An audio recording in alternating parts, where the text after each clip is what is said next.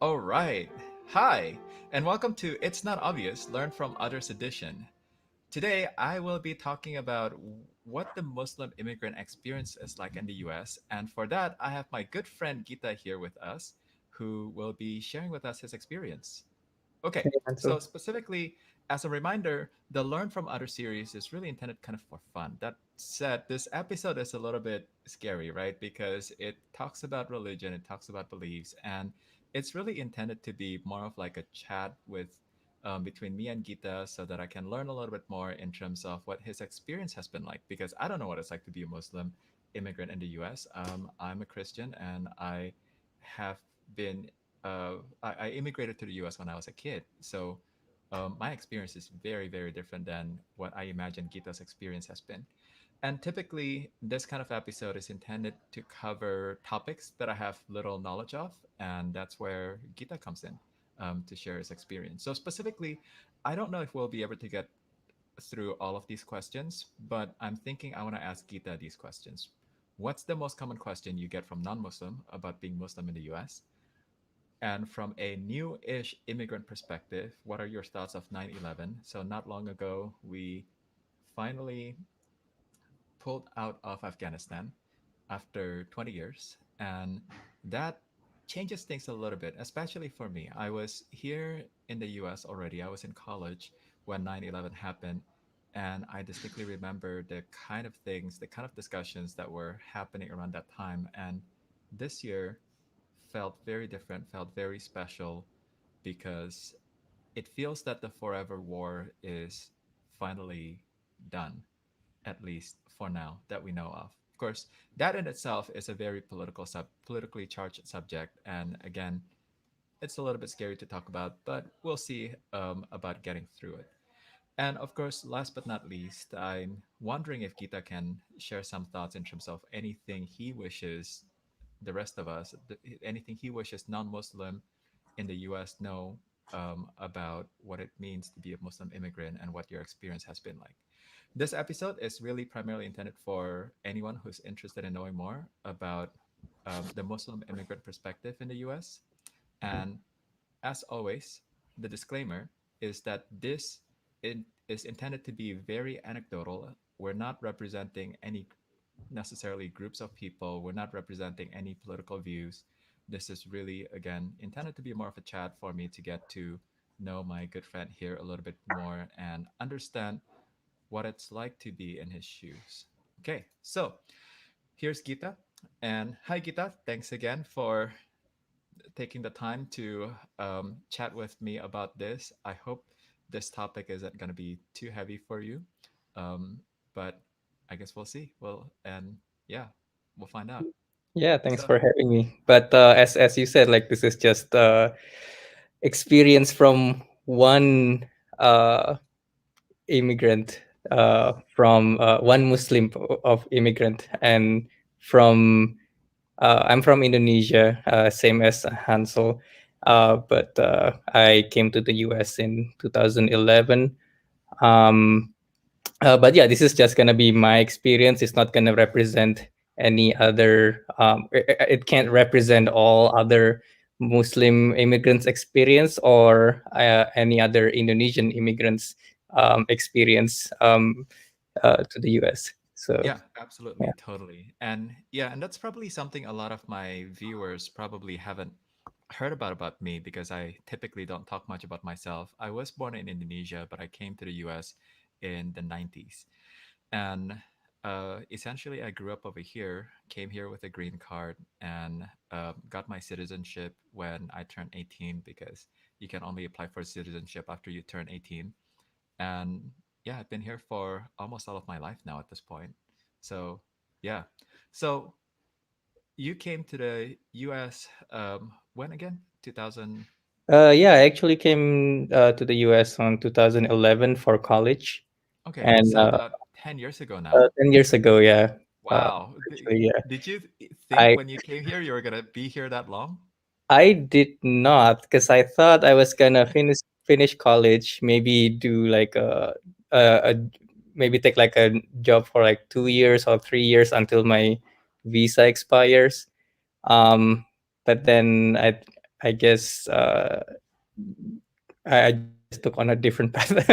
Or but anyway, I got my green card eventually, and I'm still here working. So Yeah. Yeah. So what changed your mind? What got you to stay in the US? um, primarily probably the job prospect. I'm not sure. At the time, I wasn't sure what I'm gonna be doing if I'm gonna go back to Indonesia. Um, because so I work in software, and at the time when I graduated, I wasn't sure if there were any good job prospects as software engineers in Indonesia. So I started looking for a job here. Then when I got a job here, I kind of just stuck with it Yeah. for a while. I actually think that is Yeah, really cool because I got to know you because my sister went to the same college as you, correct. and Yeah, that's it's right. That's true. man, it's been a while. I've known you for quite a while, and I think it's been really cool getting to stay in touch and continuing to be friends over the years, and seeing you grow in your career and continuing to be part of the community here in the US. So that's Yeah, cool. we met at like 2014, right? Or Something like that. something Yeah, like that that, was at Game 2014 or Developer 2013. Conference. Correct. That was Yeah, quite fun. Yeah, that was a very different world, as you can imagine. It's like, oh man, definitely not in the middle of the pandemic like this. yeah. Yeah. Yeah. Okay, cool. So, um, I guess I'm wondering. Um, let's start with the first question. What is the most common question you get from non-Muslim people about what it means to be a Muslim person in the U.S.? um, People don't really ask like about what does it mean to be a Muslim in the US. It's more like um things that they ask are probably aren't obvious to them, but it was to me. So one example would be like every year on the month of Ramadan, we fast where we don't eat and drink every from sun up to sundown. Mm-hmm. And the most common, so people, when I say I'm fasting, at people would be like, oh yeah, okay, sure. But what they would follow that up with a question. And this, I think this happens to almost all Muslims, and they were always asked not even water. So like, yeah, we don't even drink water during Ramadan. So we don't eat, we don't drink, and we try not to um what is it, be too emotional Okay, around this time. interesting. Basically, try to restrain yourself during that month. And that, yeah, that was just one of the things that were asked um, by So, people. you know, as you mentioned, I was born in Indonesia, so I'm somewhat familiar with the Ramadan, or at least the fact that Muslim people would fast during the during Ramadan. I actually don't know how the history behind it and how long Ramadan is. So you mentioned earlier, like the month of Ramadan. Is it like an entire 30 days of fasting? Yeah, it's actually it because the Muslim uses the lunar calendar, so it's not always 30 days. It's probably more like 28 or 29. Okay. Um, but yeah, it lasts for a whole month, um, from sun up to sundown. And And you keep mentioning that sun up to sundown. So that means that it's oh, not arbitrary. exactly sun up, so a little bit before sun up. It's called Fajr, but Okay. that is a little bit before sunrise. Um, So I'm also under the impression that the month of Ramadan changes from year to year. That it's not like when does it usually happen? It, as you said, it always changes because we follow the lunar calendar, Mm-hmm. which is a little bit shorter annually than it has less days than the Gregorian calendar. Mm. So it always moves forward by about 10 days or so every year. Oh wow. So it always changes. Because I remember the first time I came to the US, the Ramadan was around September or August. Okay. And then last year, or this year actually, this year it was on May. Wow. So yeah, So we so eventually, when Ramadan happens in around the middle of summer in Seattle, where we have like sunlight all day long, including at night, and we have maybe like an hour of darkness. What happens to you then? How do you define sun up and sundown? yeah. So this summer when I fasted, we started. Um, so we do this eating before the fasting starts. Um, and that happened for this summer. It happened around 2 a.m. in the morning because we start fasting at 3 a.m. in the morning during the summer, Okay. and as you know, the sun doesn't set until 9 p.m. I would say, or nine Yeah, thirty, right? right. So that's when we would Uh, finish. oh my gosh. Okay, So so you start fasting at 2 a.m. and then 9 p.m. is when you break fast. So all the way from 2 a.m. to 9 p.m., you don't drink and you don't eat at all. yeah, that's Okay, correct. and not even water. You don't. Again, that's the question that everybody Yeah, asks, yeah, yeah. right? Not It's like 2 a.m. to 9 p.m. You don't even drink water. Wow, no, no, not even water. that sounds really harsh. Okay. And what about little kids? How would they handle it, or like babies and infants? So the fasting is only required if you are um, the word is balik, but that means basically after you're an adult, Oh, and the okay. definition of an adult is if you've for men is if you have already got your wet dreams, Oh, basically. interesting. Huh. Yeah. So it's not based on age. So um, it's not exactly teenagehood. It's not puberty, or is it kind of tied to puberty? that's kind of tied to puberty, right? But Mhm. basically once you've gotten your wet dreams, then you are considered an adult, even though you're probably only like 12. um, but so Fascinating. Okay. yeah, so it's not really a problem in Indonesia because it the sunrise and sundown is always happens at the same time. Right. It's pretty predictable in It's Indonesia. really predictable, and we usually started fasting around like 5 a.m. in the morning, and we finish at 6. So Yeah. it's not. So I remember doing full fast when I started doing full fasting when I was in middle school or something.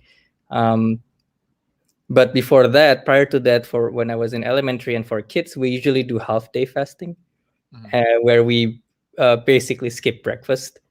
Hmm. Um, Okay. and Makes that's kind sense. of yeah, that's kind of just like what our parents taught us to start getting us into the full fasting.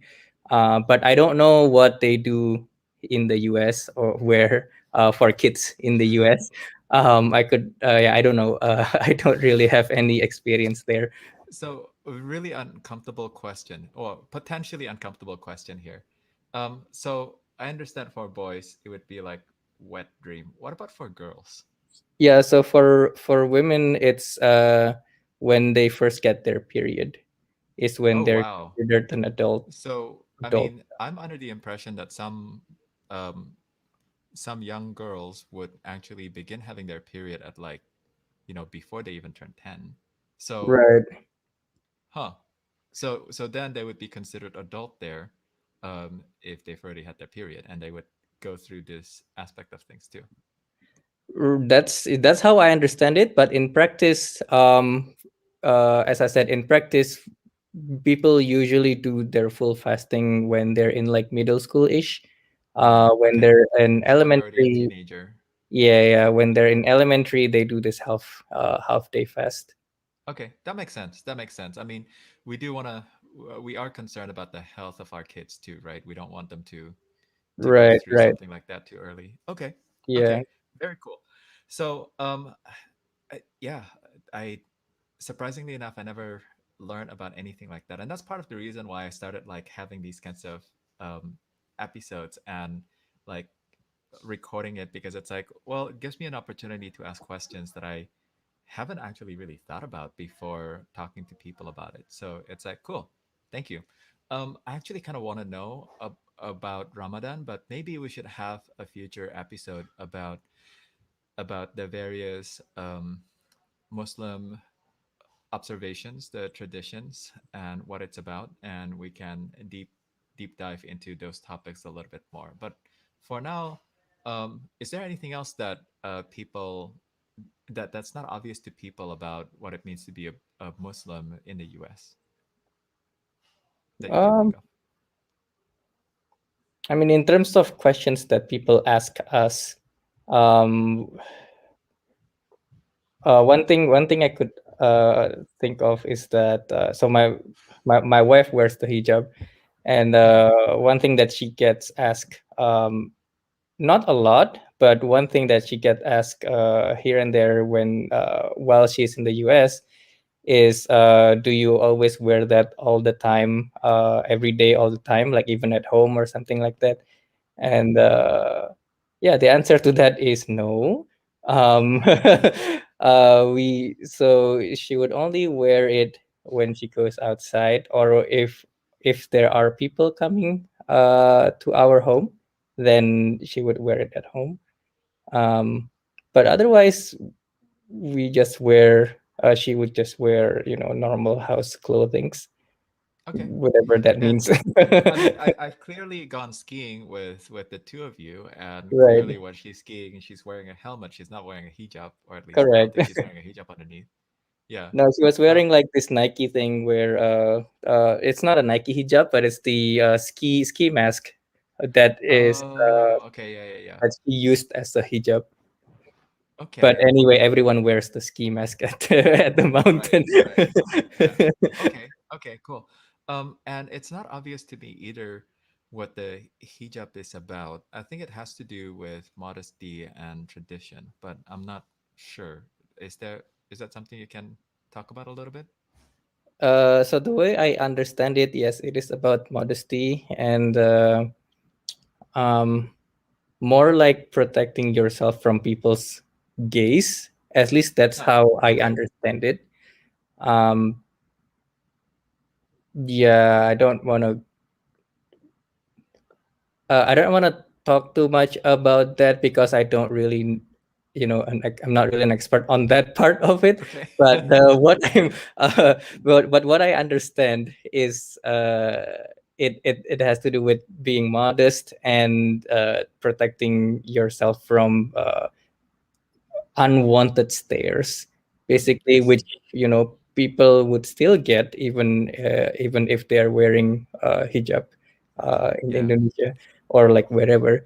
Um, I but mean, maybe it's because I was born in Indonesia and I'm used to seeing people wear hijab all the time. So I never understood like what the big deal is in Western cultures, or specifically in the US, when people sometimes criticize women wearing hijab a lot as if they don't have freedom. But for me, it's just like it's a head covering. I mean, I'm wearing a hat right now, I'm at home, and the main reason for that is because my head is completely shaved off, because that's how I prefer it, and wearing something like this keeps me warm, and also I get to hide my shaved head a little bit because I get a little self-conscious about it sometimes.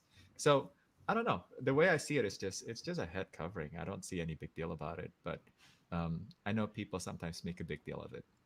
right, right, like there were a lot of, from what I'm seeing, like, there are a lot of misconceptions about people who are wearing hijab because oh, they said we have to liberate people who are wearing hijab because they are being forced to.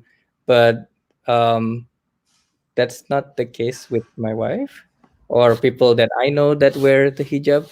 So other people's experience might be different, but that's not how I see it as well. It's just Right. a yeah, it's just a clothing that they prefer to wear. Yeah, it's just a personal choice that they want to wear it, and they want to follow what they believe is comfortable for them and what they believe is right for them. Right. Yeah. Okay. Okay. Cool. All right. So, uh, I don't know how uncomfortable this next topic is. I mentioned that I want to ask you a little bit about 9/11 and how it has affected your experience as an immigrant in the US. And I know you came here after 9/11, clearly, because you came actually 10 years after But 9/11, yeah, right? Basically. And I think you had previously mentioned to me that when 9/11 happened, yeah, you were a kid and you didn't. It wasn't even something that registered to you because it wasn't. You were not in the U.S. yet. Is that right, correct? right. That's Okay. correct. Yeah. So, uh, So I imagine you found out about 9/11 a lot later in your life and probably after you came to the US. So maybe I'll start with that. Did you find out about 9/11 before or after you came to the US? it's actually before, but not right when it happened. So as you said, when it happened on 2001, I was just in elementary. I think I was barely. I wasn't even 10 years old at that point. Yeah. Um, so I think I remember seeing the images on the TV, like of the. Mm-hmm. It was broadcasted on the news, but it didn't register to me as it was just like oh, this is just some news that my parents are watching, pretty much. It didn't really register to me as a tragedy, and this whole terrorism thing. But it wasn't until later when I was in middle school or high school. Might be like early high school, because it wasn't taught, right. It's an event that happened halfway across the world. Mm-hmm. um uh it was broadcasted on the news the day of, I believe, but it wasn't something that we were taught about or discussed a lot, at least in my school. um and I think a little bit later on, when I was in high school, there was a movie about the heroic efforts of the firefighters in the 9/11, Yeah. and I was watching that, and that's when I started to look into it, and learn more about it. And it was, uh, how do I put it? It was when I first learned about it. I feel so sad about all those lives that were lost, Mm-hmm. and I didn't realize it was this huge tragedy that happened in the U.S. Yeah. But at the same time, yeah, at the same time, I I also felt anger towards the people because now Wait, I think you cut off a little bit there. You felt at the, anger towards what? oh, I felt anger towards the people responsible for it, the terrorist, basically, because I look more into it, and then that's pretty much it creates a domino effect of this whole, as you mentioned earlier about Afghanistan, like the whole war in Afghanistan. It started that, and then it started Yeah. uh, the war in Iraq, and then it started this whole mistrust and racial profiling of the people, of the Muslim people in the US. But it's basically what I felt was it basically made life a lot harder for all the other 1.6 billion people, because now we are uh, marked as terrorists. Yeah. Um, but So I think you're calling out there that there are 1.6 billion Muslims all around the world. And I think what might not be obvious to non-Muslims also is that 1.6 billion Muslims around the world are of all ethnicity, of all nationality. correct, correct. Yeah, I wasn't just I wasn't just saying like this is Arabs or Indonesians or what. It's all around the world. Yeah, and in fact, Um, I think like I found out some time ago that I have a friend from Turkey who, for all intents and purposes, they look very Caucasian. They look very white, and I think Turkey is predominantly Muslims, correct? correct. Yeah, Yeah, that's correct. Yeah. yeah. Anyway, sorry, I interrupted you a little bit there. No, no, no. That's fine. Where was I? yeah, so I felt this sadness and anger, but it didn't really um I didn't really fully feel it until because it for all intents and purposes it was still an event that happened at the time 10 years ago and halfway across the world. It wasn't Right. until I visited New York, I think around 2013 or 14, and then I visited the Ground Zero monument, that I realized the scale of the event, of the tragedy, and why it was such a huge tragedy. Basically, like after looking at the monument, like I just imagine, I couldn't imagine what people must be feeling at the time seeing the twin towers just fell. um Yeah. but yeah, it wasn't until then that I fully realized why this is such a big deal to Americans. Yeah. I think 9/11 probably was something that brought home to a lot of people the reality of the situation, where, I would say, and I'm not an expert in US history, but from everything that I've learned and everything that I've read and everything that I've um, known about, the US isn't guilty, right? Like, we cannot wash our hands off of stuff that we've done in the past, from the from the two world wars, from the Vietnam War, from a lot of different stuff.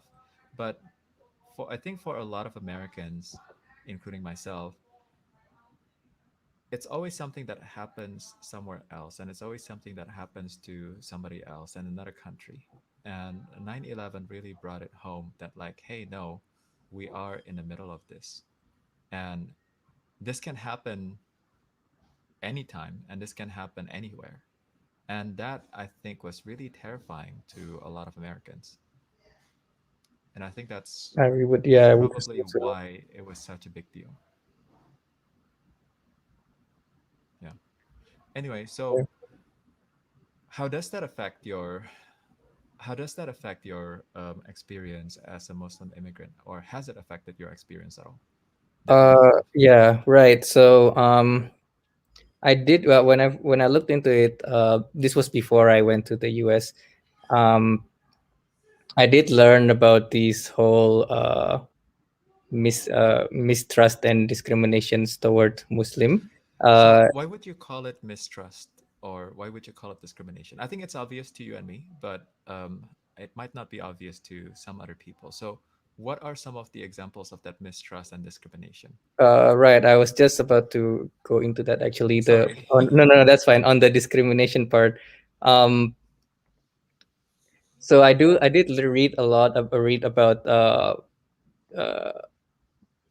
like articles about news about people just getting in trouble for flying while Muslim. Basically, maybe they're going on an airport and they're talking on the cell phone. Um, in Arabic, for example, and then people Mhm. would call security on them, for example. Oh, But wow. it didn't really. It was just something I read, but it didn't really hit home until my brother. So he actually went to the U.S. first before I did. He went for a high school. Um, what is it? Uh, Tukar pelajar. What do you call that? Oh, a Uh, student exchange, Student like exchange. a Yes, thank you. yeah. So he went with this student exchange program to a high school in Minnesota. Hmm. With there were three students, including him. And then when they arrived at the U.S., my brother was detained in the immigration for an hour or so. They were questioning him. Um, I forgot about what, but there's just extra questionings for him. They separate him into a different room, um, and then they started questioning him on like why he's coming to the U.S. and things like that. But it didn't happen to two of his friends. I would imagine because his last name has sorry, his middle name, my brother's middle name has a Islamic sounding name. Yeah. His middle name is Ramadani, so Hmm. it has a connotation towards Ramadan because he was born on Ramadan basically. Um, but yeah, it didn't happen to his two other friends because, well, there I wouldn't say because of that, but his two friends didn't have a Muslim sounding name. Hmm. Um, so I would imagine there has to be some connection there. Yeah. Um, I don't think you're imagining it. but I don't know if you know this. My dad's official first name, even though he's ethnically Chinese, right? uh And he is not at all Muslim. But this happened to a lot of Chinese people in Indonesia back then, where they took on Muslim sounding names for their okay. first name. So my dad has a Muslim sounding name, and after 9/11, consistently every time he goes to the airport, he has to budget extra time to be searched Oh, extra okay. because of his name. Oh, wow, I Yeah. didn't know that. Yep. Nope. That has been a thing consistently, at least for the first 10 years. I don't think they do that to him so much anymore. And I think he has global entry and other things that helped him move through it faster. But yeah, it got to the point where my mom intentionally avoids going through the thing with him and just like, you go first. I'm gonna take this other lane because I know they're gonna search you. Okay. That's funny. Yeah, I know it's funny in retrospect, but But it's really bizarre because yeah, it's really a discriminatory kind of practice. But that is one of the thing that fell out of it for sure. right, right. Yeah, okay. Yeah, but that was something that happened to my brother on like 2010. Um, but me personally, I was worried about that after hearing about that from my brother. So I was worried about going to the US, and then I kept reading about uh, all these Islamophobic hatreds and sometimes violence. So I was a little bit worried about coming to the US, but so far, fortunately for me, so far in my 10 years of living in the US, I actually haven't um, gotten any discrimination based on me being a Muslim. But I That's would, good. but I Yeah. would attribute that primarily because I don't have a Muslim sounding name, and I don't look like the typical what people would consider the stereotypical Muslim Arab, I suppose. Um, Yeah. that was portrayed on the media. Now So I wonder if your wife with her hijab experiences more of that than you do. so fortunately so far, so she came to the US on 2019, so it's been 2 years. um Fortunately so far, nothing has happened. um I'm not sure if it's just because we live in Washington state, or Or that the fact you've been locked at home or the for the fact that past we've been locked down year for and a the last half. one Yeah. and a half years. So, but I'm just glad. I was actually a little bit worried as well when she first came here, as you said, because she wears the hijab. Um, but yeah, fortunately, we haven't received Okay. anything bad. That's good to know. That's good to know. Okay. So Well, I have hopes yeah, for yeah, the people. same, same. I mean, I clearly, my wife and I really like, you guys, and hope that it continues to be a positive experience for you here in the US. And um, yeah, we'll see. We'll see. We'll have to pray for it. So it's a little over 30 minutes at this point, and I usually try to keep these episodes to around 30 minutes. So let me close with this question. Is there anything at this point in time that you wish non Muslim people know about what it means to be a Muslim immigrant in the US? um. Ooh. Okay. Are there Oh, any like special accommodations? So I know, for example, like in Amazon, uh, we have prayer rooms, and I think a lot of the FANG companies also have prayer rooms and will make accommodations for Muslim prayers multiple times throughout the day. Um, but I don't know if there's anything else that uh, aside from that. Yeah, that's true. That's a good point. So yeah, since you mentioned that, yeah, I do have a so my office has a prayer room as well, and we do take some time throughout the day because we have to pray 5 times a day throughout the day, and we do take some time.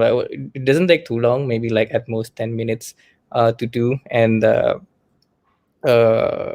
luckily my managers is pretty accommodating for that.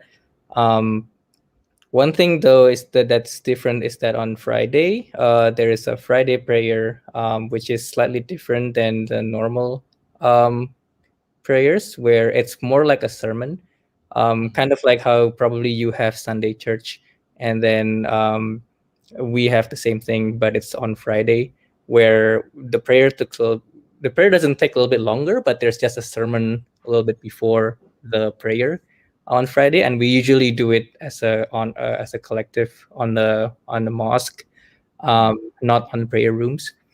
Um, so that's the only thing that's different about the praying situation.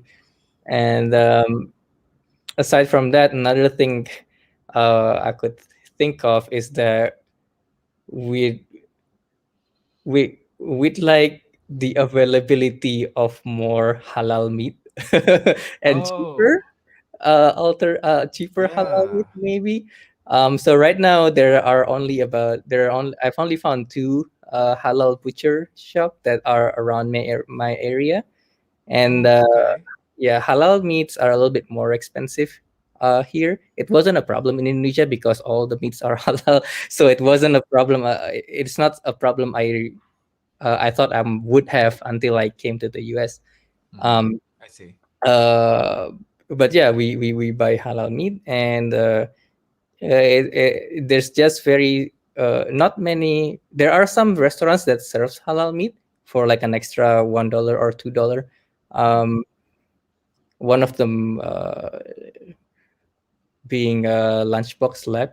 I'm not sure if Oh, you know oh, what that was. wow. I So at didn't least the one realize they in have Redmond, halal meats. That's amazing. at least the one in Redmond Town Center. So Okay. they do serve halal meat for like extra $2 or something. Um, but otherwise, yeah, it's just a little bit more expensive, but Okay. that's fine. Well, if we have more time, I really would have liked to go into what makes something halal or non-halal. But like I said, I think we're gonna have to save that for a future episode. I think that would be very fascinating to get into because it's something that I've always heard about in the past, where it's like, oh yeah, this is halal or this is not halal, but I have actually zero idea in terms of what makes something halal or not. So would love to go into that a little bit more. Okay.